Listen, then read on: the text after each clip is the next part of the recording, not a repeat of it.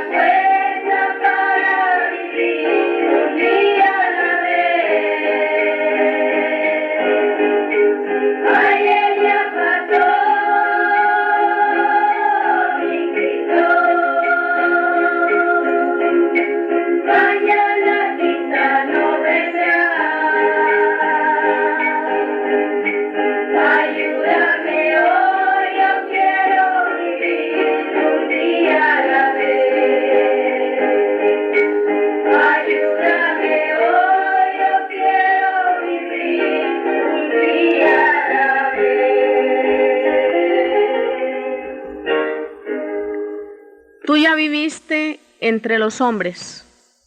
Esto es más bien como un reclamo al Señor, como un reclamo haciéndole caer en cuenta que hay mucho egoísmo y mucha maldad.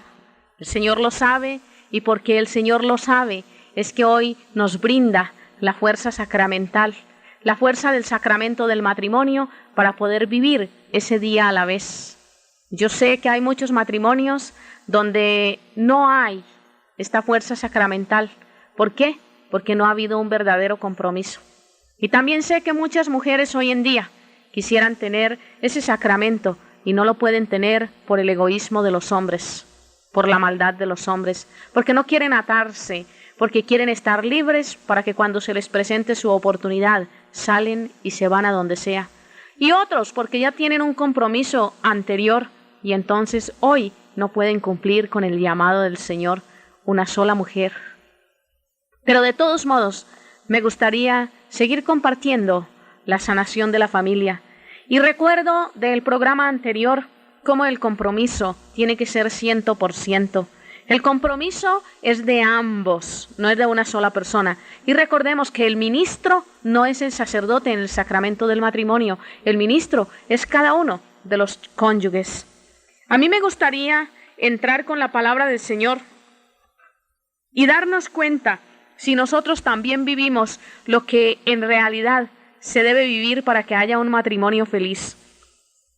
En Tobías, en el Antiguo Testamento, en el capítulo 8, en el verso 4, empieza una narración de lo que Tobías y su esposa hicieron y por lo cual ellos lograron pasar la prueba que otros tantos esposos no habían podido pasar de la noche nupcial.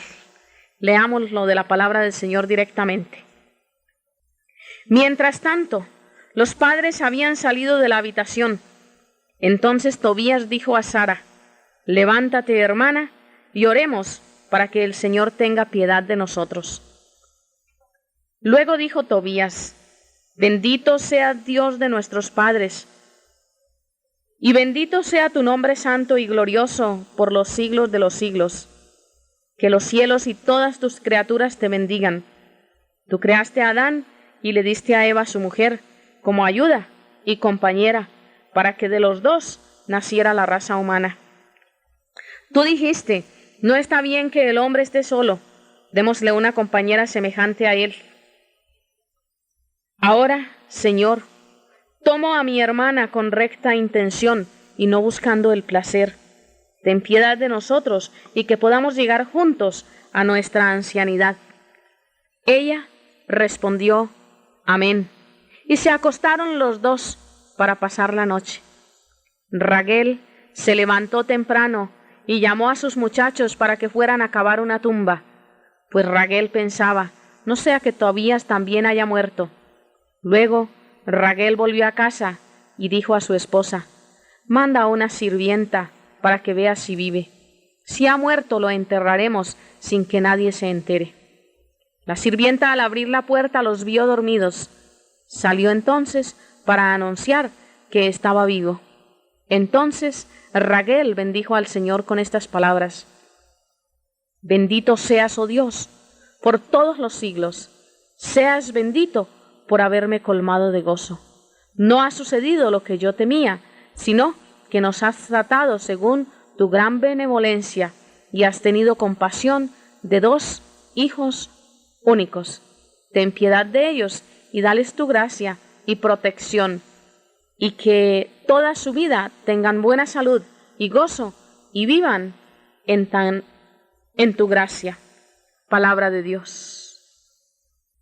Recordemos al leer esta palabra del Señor que Sara ya había tenido 7 maridos y todos habían muerto, como dije anteriormente, en la noche de nupcias. Ahora Tobías corre el riesgo, pero ¿cómo lo hizo? La explicación que nos da la palabra del Señor dice que Tobías, a pesar de que va a tener sus relaciones sexuales con su mujer, no es hermana como llama la palabra del Señor, es su esposa. Esto es simplemente la expresión que se daban. Él va a tener sus relaciones sexuales normales, regulares, Pero él no lo hace por tentación, sino que más bien pide la bendición de Dios como un deber que él tiene que cumplir para la procreación de los hijos. Y es esa oración maravillosa la que los lleva a una entrega total, y por eso lo que los 7 anteriores no pudieron hacer, lo hizo pasar la primera noche. Vuelvo a repetir la oración que Tobías le hizo al Señor. Le dice: bendito seas, Dios de nuestros padres, y bendito sea tu nombre santo y glorioso por los siglos de los siglos. Que los cielos y todas tus criaturas te bendigan. Tú creaste a Adán y le diste a Eva su mujer como ayuda y compañera, para que de los dos naciera la raza humana. Tú dijiste: no está bien que el hombre esté solo, démosle una compañera semejante a él. Ahora, Señor, tomo a mi hermana con recta intención y no buscando el placer. Ten piedad de nosotros y que podamos llegar juntos a nuestra ancianidad. Estas son palabras que nacieron del corazón de Tobías, pero que él no las recitó solo. Allí ya eran uno solo. Él la tomó a ella de la mano y juntos recitaron la oración antes de ir al culmen de un acto. Entonces podemos ver cómo ellos pensaron en que el compromiso era mutuo, la entrega era mutua y la vida la tenían que vivir ambos en el Señor. Yo no sé qué te diga esto a ti, pero sí te pregunto hoy para que tú mismo te cuestiones: ¿ha habido alguna entrega al Señor en tu vida matrimonial? ¿Has pensado alguna vez al estar con tu esposo o esposa, cumpliendo con un deber de esposo? Sí, no es nada raro ni fuera de lo común. ¿Has pensado, antes de tomarle a él o a ella, que Dios existe y que Dios te permitió tenerla o tenerlo a él? ¿Has pensado que si no fuera por la bondad de Dios, tú no podrías tener esa mujer contigo o ese hombre contigo? ¿Has pensado que tal vez Dios pudo haberle tomado, bien como un sacerdote, bien como una religiosa, llamados a la vocación, y más bien te pidió a ti que la cuidaras, en vez de él cuidarla directamente como su esposa, o que lo cuidaras, en vez de él cuidarle directamente como también su esposo en la vida sacerdotal o religiosa? Es para ti un gran honor el que el Señor te haya concedido esa persona con quien compartes. ¿Has apreciado esa bendición de Dios? ¿Cómo apreciarla?, me puedes preguntar. Pues yo voy a contestártela y voy a hacerlo con la palabra del Señor en San Pedro, allí en el capítulo 3, en el verso 1, donde dice en su primera carta: así también ustedes, las esposas, sométanse a sus propios esposos, para que si algunos de ellos no creen en el mensaje, puedan ser convertidos por el comportamiento de ustedes mismas, sin necesidad de palabras, al ver su conducta pura y respetuosa. Y luego en el verso 7 dice: también ustedes, los esposos, sean comprensivos con sus esposas, denles el honor que les corresponde a ellas, no solamente porque la mujer es más delicada, sino también porque ellas tienen la misma vida que Dios en su bondad les ha dado a ustedes. Háganlo así, para que nada estorbe sus oraciones. Palabra de Dios. Entonces, al detallar esa entrega, podemos ver cómo la mujer puede ganarse el cambio del esposo. Ya decíamos en uno de los programas anteriores, tal vez en el segundo programa, cómo no hay nada imposible para Dios. El borracho, el adicto a la droga, el hombre envuelto en sexo desenfrenado, puede cambiar. ¿Y cómo puede cambiar? Cuando nosotros vivamos la palabra y nuestras vidas sean un ejemplo que clame al Señor, un ejemplo que grite frente a los mismos con quienes compartimos. Vuelvo a repetir qué es lo que la esposa debe de hacer. Debe de someterse a su propio esposo. Ven ustedes, a su propio esposo, no al esposo de otra. No al hombre que viene y anda buscando para arriba y para abajo, es a su propio esposo. Y también dice, para que ese mensaje los convenza a ellos con el comportamiento de sus mismas esposas. Qué lindo es saber que el cambio de vida en la esposa, que antes era dura, que antes era rebelde, que antes era una mujer que no se acoplaba al matrimonio, al entregarse a Jesucristo, al ponerse en las manos del Señor, al abandonarlo todo para que el Señor lo transforme y lo cambie, sabiendo que ella no puede aceptando sí la fuerza del Señor para vivir las pruebas, ese hombre tenga que ver la conducta pura, intachable y respetuosa de su mujer y tenga que cambiar. Así se consigue el cambio. Y también es hermoso cuando los esposos son comprensivos con sus esposas. Ustedes tienen que darse cuenta de algo muy especial. Si la mujer se hizo más delicada, si la mujer se hizo una persona que está llena de bondad, de dulzura, de cariño, es porque Dios lo necesitaba así. ¿Para qué? Para que al darle la vida a los hijos, al llevarlos por tanto tiempo en su vientre, ellas puedan irles transmitiendo toda esa bondad, toda esa paz, toda esa mansedumbre, toda esa suavidad. Por eso la mujer es más delicada. Y el hombre no es que sea más brusco, pero sí es una persona más fuerte.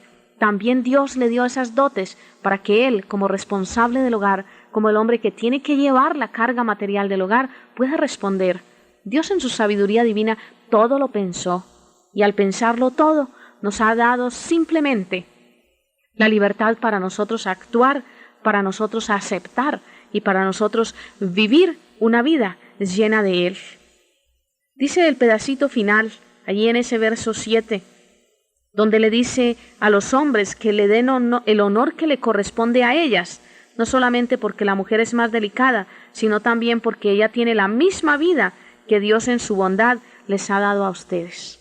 Si el hombre se valora, si el hombre ha vivido ese pedazo de San Mateo, donde nos decía, amaos los unos a los otros como yo os he amado, y al prójimo como a vosotros mismos. Si el hombre se ha amado ya en Cristo, ya reconoce el valor que tiene su esposa y puede vivir ese valor de verdad. Entonces, alegrémonos al saber que el Señor nos llama a vivir una vida santa. También podría compartir con ustedes en este momento la palabra del Señor en la carta a los Efesios, cuando en el capítulo 5, en los versos del 21 al 33, y en el capítulo 6, versos del 1 al 4, hace un llamado. ¿A quiénes? En el verso 21 dice, sométanse los unos a los otros por respeto a Dios. Que la esposa esté sujeta a su esposo, como al Señor, porque el esposo es cabeza de la esposa, así como Cristo es cabeza de la iglesia. Cristo es también el Salvador de la iglesia, la cual es su cuerpo. Pero así como la iglesia está sujeta a Cristo, así también las esposas deben de sujetarse a sus esposos en todo. Que el esposo ame a su esposa, así como Cristo amó a la iglesia y dio su vida por ella. Esto lo hizo para consagrar a la iglesia purificándola por medio del lavamiento del agua con la palabra, para presentarla delante de Él como una iglesia gloriosa, sin mancha ni arruga, ni nada parecido, sino consagrada y perfecta. Así es como el esposo debe de amar a su esposa, como ama a su propio cuerpo. El que ama a su esposa se ama a sí mismo, pues nadie odia a su propio cuerpo, sino que lo alimenta y lo cuida. Y Cristo hace lo mismo con la iglesia, porque es su cuerpo, y nosotros somos parte de ese cuerpo, hechos de su carne y de sus huesos. Por esto el hombre dejará a su padre y a su madre para unirse a su esposa, y los dos llegarán a ser como uno solo. Esto es un secreto muy grande, y yo digo que se trata de Cristo y de la iglesia. Pero también quiero decir que cada uno de ustedes debe de amar a su esposa como se ama a sí mismo, y que la esposa debe respetar a su esposo. Hijos, su deber como creyentes es obedecer a sus padres, porque esto es justo. El primer mandamiento, que tiene una recompensa, es este: respeta a tu padre y a tu madre para que seas feliz y vivas largo tiempo en la tierra. Y ustedes, padres, no hagan enojar a sus hijos, sino más bien críenlos con disciplina, dándoles instrucción para que crean en el Señor. Palabra de Dios. Al leer esta palabra del Señor, creo que todos y cada uno tenemos un conocimiento de ella. Y podemos darnos cuenta en el verso 21 que Dios pide que nos sometamos los unos a los otros por respeto a Él. No es que te sometas a tu marido porque es muy bárbaro, porque es muy duro, porque es muy vulgar, porque es muy grosero, porque te maltrata. No, cuando tú cambies esa opinión que tienes de tu marido, cuando tú hagas simplemente una entrega a Dios de ese esposo, se lo consagres a Él, lo bendigas y lo aceptes como es, te vas a entregar a Él y te vas a someter a Él por amor al Señor. Es decir, con el amor del Señor, y eso va a cambiar tu vida completamente. Igual va a pasar con el esposo que hasta ahora no ha podido tener el respaldo que necesita, la ayuda que necesita, el amor, la comprensión y el cariño en su mujer. Cuando se acerque a Jesucristo y confíe totalmente en Él y se someta a ese hogar en Cristo Jesús, siendo la cabeza Cristo del hogar, más bien que el machismo de Él, que simplemente someta su machismo al Señor y le pida a Dios con un corazón sincero que Él guíe el hogar, que Él bendiga la unión que han contraído, pues ese hogar va a empezar a cambiar y esa mujer va a ser la esposa que Él necesita. Dice la palabra del Señor que el esposo es la cabeza de la esposa, así como Cristo es la cabeza de la iglesia. Y es una gran responsabilidad para ustedes esposos, porque recuerden que Cristo dio la vida por su iglesia. Yo te preguntaría, ¿darías tú hoy la vida por tu esposa? O más bien saldrías y te divertirías y cambiarías y vivirías a tu amaño y a tu gusto y dejarías que a ella le pasase cualquier cosa porque ya perdiste el encanto por ella, porque ya no te ilusiona, porque ya no la amas, como decimos vulgarmente. Cristo dio su cabeza por la iglesia, Cristo dio su vida por la iglesia. Cristo es la cabeza, pero una cabeza que respondió hasta el final. Cristo salvó su iglesia. ¿Estás tú salvando a tu esposa si es una persona que de niña no llevó una vida limpia, una vida sana, que fue maltratada, golpeada en su hogar, que tal vez trae una serie de heridas de las que ya hemos hablado anteriormente, una serie de traumas? Quizás es una niña que de pequeñita fue violada y hoy en día el sexo le produce pánico y cuando quiere tener relaciones contigo, pues no es feliz y no anhela esos momentos. Entonces tú sientes rechazo y a lo mejor crees que ella quiere otro hombre o que ella tiene otras diversiones por la calle y no hay tal. Es que tal vez tú no has sido la cabeza de ese tronco que es la esposa y no te has dado cuenta de lo que está pasando en ella. Si interrogaras, más bien que echarle la culpa y que gritarla y que dejarla a un lado, que odiarla, que rechazarla, podrías ayudarla a sanarse interiormente de esa injusticia que vivió, que ella misma no buscó. Tal vez criatura de 6, de 7, de 8 años, violada, inclusive por sus mismos padres tantas veces que escuchamos. Pero hoy como esposo, un hombre racional, un hombre sencillo, un hombre cabeza de su hogar, en Cristo Jesús, con Cristo Jesús, podrías tú ayudarle a sanar. Dice que el esposo ame a su esposa, así como Cristo amó a la iglesia y dio su vida por ella. Y también dice que el esposo ame a su esposa como se ama a él mismo, como ama a su propio cuerpo. Yo creo que este es un detalle más para creer que no nos amamos a nosotros mismos cuando hay tanta desunión en los hogares, cuando hay tanta desaveniencia, cuando hay tanta tristeza, tanto divorcio, tanta separación, cuando hay tantas entretenciones por el mundo. Vemos que en realidad no se aman a sí mismos, porque si se amaran a sí mismos, con ese amor en Cristo Jesús, irían a amar, irían a soportar, irían a vivir en sus hogares. Dice, el que ama a su esposa se ama a sí mismo. Miren qué hermoso, ahí está la frase que concluye todo esto que acabo de decir. El que ama a su esposa se ama a sí mismo. Entonces nuestros hijos no tendrían que hacer reclamos. Nuestros hijos no andarían por las calles en la prostitución, en la droga, en el alcohol, tratando de tapar esos momentos difíciles que han vivido en sus hogares. ¿Por qué? Porque no han visto que los padres amen a sus madres, porque no han visto que las madres respondan con respeto y se sometan a sus padres. Entonces es un momento muy difícil para los hijos y tal vez ellos no puedan vivir la vida que tienen que vivir como hijos. En el verso 1 del capítulo 6 dice que como creyentes los hijos deben de obedecer a sus padres, porque eso es lo justo. Pero yo me pregunto y te pregunto hoy en día, ¿tú has dado buen ejemplo en tu hogar para que tus hijos te puedan obedecer? No es porque tú eres la cabeza del hogar, el macho, el machote, como dicen por allí, que tus hijos te tienen que obedecer. No, no es porque tú seas el esposo y el padre de familia, es porque tu ejemplo te lleva a darles a ellos vida que ellos mismos tienen que vivir porque la van a vivir. Donde se ama, hermanos, no hay que pedir que se ame, el amor se da espontáneo. Donde se ama, no hay que hacer reclamos, porque somos sensibles a las necesidades de los demás, vamos a comprenderles, vamos, en una palabra, a darnos los unos por los otros. ¿Y sabes por qué? Porque hay amor. Dice también que el primer mandamiento que tiene una recompensa es el mandamiento donde los hijos respetan a sus padres. Y dice que el hijo que respeta a su padre y a su madre va a vivir feliz por un largo tiempo.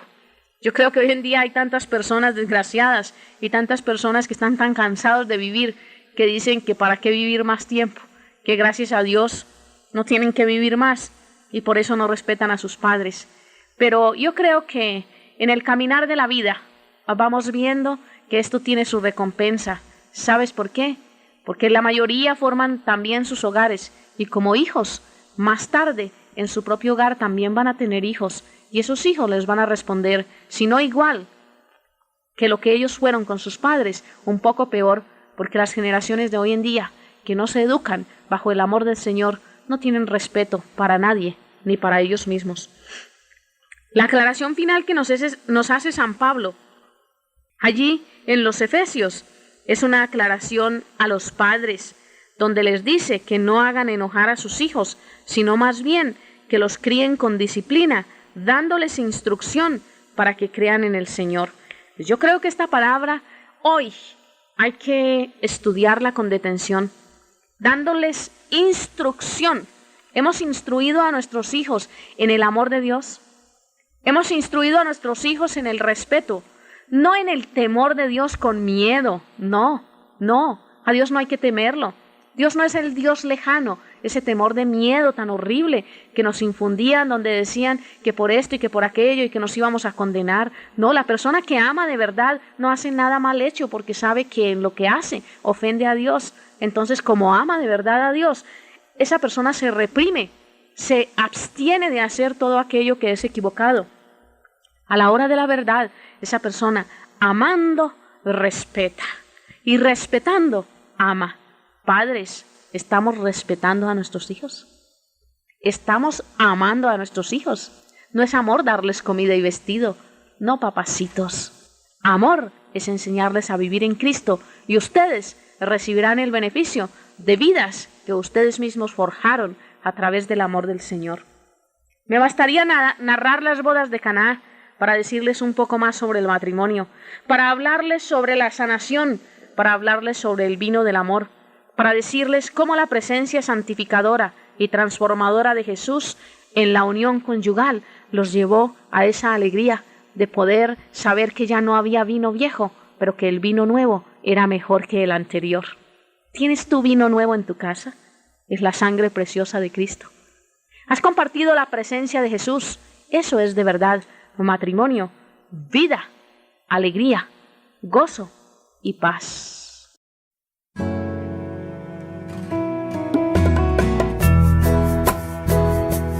Si recibiste bendiciones a través de este programa, ayúdanos con tu oración y con tu aporte.